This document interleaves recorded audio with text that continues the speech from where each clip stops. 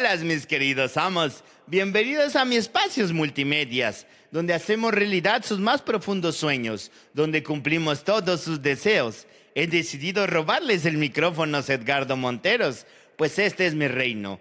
Todos sus deseos inician como un cuentos. La historia humana son puras historias. También tus deseos, imaginaciones, percepciones de realidades y situaciones que desconocen. Dice que todo se crea primero en tu cabezas y luego en la realidad. Y esto es verdad. Ahora lo que vamos a hacer es ir un más allá, pues lo vas a crear primero en tus mentes, luego en las letras, y luego vas a invitar a las demás personas a leerlas y escucharlas, a sumergirlas en tu experiencia. Existen tantas versiones y reglas para el cuentos como autores y cuentacuentos en este universo. Hay quienes dicen que lo más importante es la brevedad, otros los concisos, otros el conflictos. Pero el gusto se rompe en géneros, mis amigos. Hay cuentos de unas líneas, de decenas de hojas que incluso llegan a ser una novela, pero tratan de un solo tema. Creo que la única regla es que todos aceptan es que si es muy largo, ya son unas novelas. Igual que si los cuentos se pegan como el Quijote. Lo importante, mis amigos, es que no te limites, que dejes a tu inspiración seguir su camino. Si dura una línea es bien, si dura 1000 también. Ya podrás editarlo después, ¿o no? Mira que está Proust, que nos cuenta su vida en 3500 hojas, en 7 libros, siendo solo el cuento de sus propias vidas. Pero otros dirán que es una novela, y tan pequeños como el de Hemingway, de se venden zapatos de bebé sin usar. Una sola línea y se hace verdad. Esta es la Escuela de Escritores Multimedia. Si quieres más información, entra a edgardomontero.com. Pues creo que todo el mundo coincide en que en un cuento se trata un solo tema. Pero no existe un solo tema, mi querido personaje lógico. Todas las historias son refracciones unas de otras. Todas remiten a otros seres. Las más grandes son universales y en cada una nosotros encontramos sentido. Pues personalmente creo que eso de que traten de un solo tema y sean cortas es mi más grande visión. Pero creo que en el cuento lo interesante es el formato, es cómo se cuenta. Ahí tiene razón, mi querido Edgardo. Pero así nos vamos al inicio de los tiempos y esto fue lo primero que tuvimos. Alguna vez un hombre vio un dinosaurios y corrió a su casa, a sus cuevas, a decirles que venía pterodáctilos, que se metieron a la cueva. Y seguro de ellos más prácticos se puso a dibujar en la pared al pterodáctilos o al dinosaurio y pensaron cómo cazarlo. Pues creo que ahí están el inicio de los cuentos. De ahí viene Lobos, que sería el pterodáctilos. Y luego las caperucitas rojas de cuando llega el lobo y el cazador y el beduinos. Eso es lo que te digo, mi querido amigo. Todo tiene conexión. Pero de que yo estaba hablando es de que los formatos, de que lo primero que hubo fue la voz hablada. Uno le contó a otro algo y este le contó otra historia al otro. Uno de cómo serían comidos o del peligro y otro de cómo vencer al peligro. Y ahí escribieron la historia. Pero la verdadera historia se da cuando van a la selva y matan al dinosaurio. Ahí tienes primer acto, segundo acto y tercero, lo que también tiene el teatro. Y si lo pintaron en una cueva, pues ahí está el primer cuento del que tenemos idea.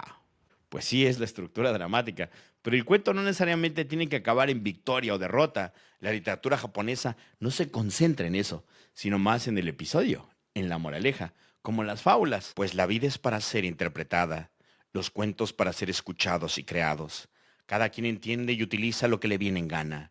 No hay en verdad una verdad, sino cada que alguien lo interpreta, algo se crea. Regreso a que lo importante es el formato, el momento en que uno le cuenta a otro. Ese es el primer formato, el hablado, el cuentacuentos, que todos, en cierta parte, somos uno de ellos.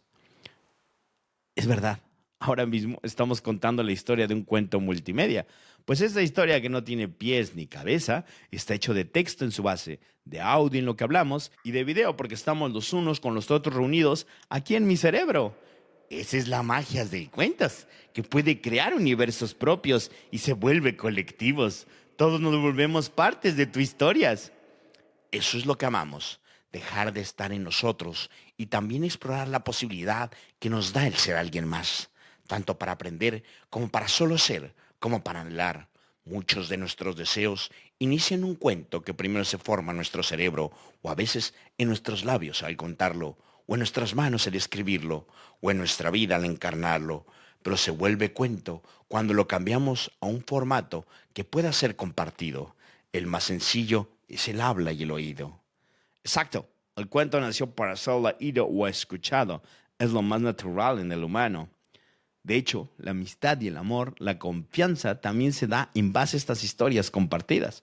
Regularmente a las personas a las que más queremos son de las que más sabemos o que saben más de nuestra propia vida. Cuando hay una historia compartida es cuando nace el amor. De hecho, incluso el principio de la religión. Esa es la palabra, una historia. Es lo único que necesitas para crear un cuento. Y esto absolutamente todos lo hacemos. Nos digamos o no escritores, o lo que sea que creamos que somos. Todos contamos historias y las escuchamos. Pues en el cuento, como que manda la mano, hay quien dice que las buenas historias son las que pueden ser reproducidas de unas a otras. Es decir, lo que yo te puedo contar a ti y crea tal imagen en ti que tú vas y se lo cuentas a otro. Pues así nacieron los cuentacuentos, los trovadores, estos que forman parte de la historia, y de una y otra forma, todos los escritores de narrativa, sean cuentos o novelas, incluso de historia, ayudan a crear el pasado. Gracias a ellos sabemos lo que hubo antes. Es increíble pensar que no tenemos ninguna fotografía del pasado, sino solo historias. Pero tenemos los vestigios. Las historias están labradas en roca, en las ruinas, en los edificios, en la arquitectura. Lo que nos sobrevive es el arte y la cultura, y la preservamos a través de la historia. Ese es el formato inicial. Todos tenemos una historia que contar. Justo eso es lo que esperaba escuchar, mis queridos amigos. Quiero que ahora les digamos a aquellos que nos ven qué vamos a hacer. Pues lo primero es ir al pasado, recopilar si tienes alguna historia o una colección en tu historial. Con ella puedes hacer un documento en cualquier procesador de texto y convertirlo en un archivo compartible, en un PDF, en un documento o en una de esas publicaciones que existen en la Internet. Puedes crear un EPUB y subirlo a cualquier red social de libros o publicarlo en muchos sitios, lo que tú desees. Para corregirlo ortográfica, tipográfica y estilísticamente, puede ayudarte cualquier inteligencia artificial.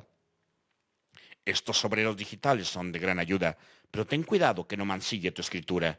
Los robots vale la pena vigilarlos. No confíes en su resultado de inmediato.